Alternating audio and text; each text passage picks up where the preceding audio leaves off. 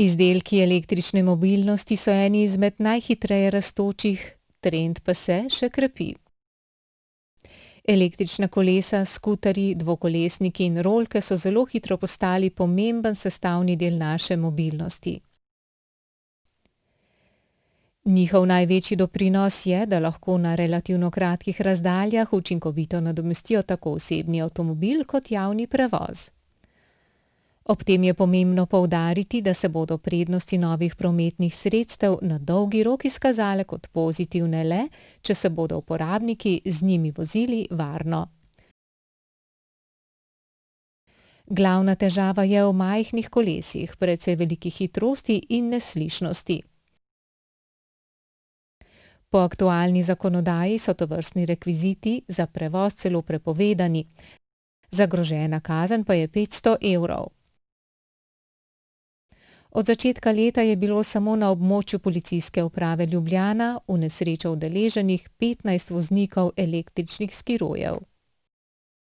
Ja, ena taka tragična nesreča z enim takim tragičnim koncem, kjer sem zelo v dobri nameri za darilo za 40. rojstni dan dobil skiro in sem se mesec dni veselo peljal s skirojem po tej poti vsakodnevno. In v bistvu ta dan sem se peljal z skirojem zelo počas, zelo varno.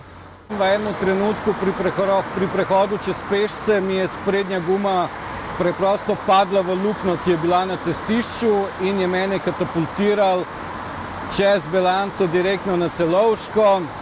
Na Celovški sem obležal z razbito glavo, z spahnjenim počenim komolcem, napočenim drugim komolcem, tako da se v bistvu nisem mogel sploh premikati.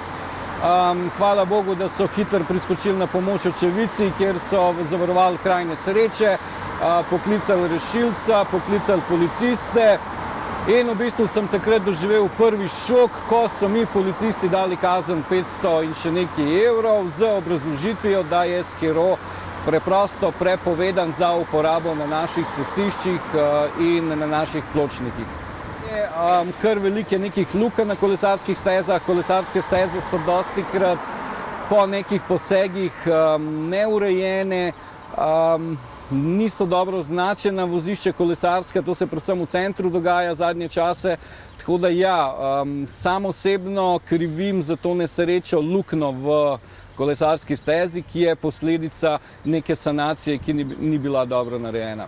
Z Mestne občine Ljubljana so nam v pisnem odgovoru sporočili, da vkolikor je po mnenju ponesrečenega odgovorna za povzročeno škodo Mestna občina Ljubljana, da lahko oškodovanec poda odškodninski zahtevek.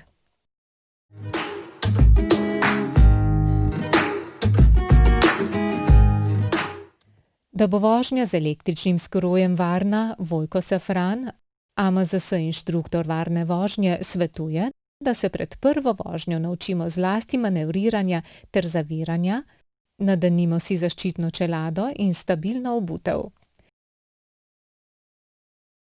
Spremembo smeri nakažimo z roko, pazimo na cestne luknje, neravnine in robnike. Pri prehodih za pešce pa skiro potiskajmo ob sebi. Prvo kot prvo so zelo hitri, kar je lahko tudi nevarno. Imajo zelo majhna kolesa, kar je problem pri raznih udarnih jamah, potem imamo tle razne pločnike, potem lahko zapelje na kamen. Vse to lahko povzroči padec, poškodbe, nesrečo in pa seveda tudi ni predpisano glede svetlobnih teles, zavor. Ozko krmilo tudi je problem, zato ker širše, ko je krmilo, bolj ga lahko obvladujemo. Naj bo to skiro, naj bo to motor, več imamo moči, več imamo kontrole. In ozko krmilo dejansko trenutek nepozornosti, pa tudi tle lahko zgubimo smer in prije do neke nesreče. Tle je treba tudi poštimati glede starosti udeležencev oziroma voznikov električnih skirojev, potem je treba tle opredeliti čelada. Seveda moje mnenje je, da čelada za vse, tudi za starejše, potem seveda svetlobna telesa, tehnična izpravnost, homologacija in tako naprej.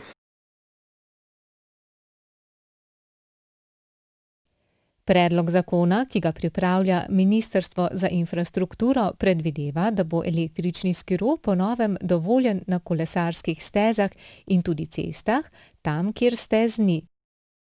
Najvišja dovoljena hitrost bo 25 km/h.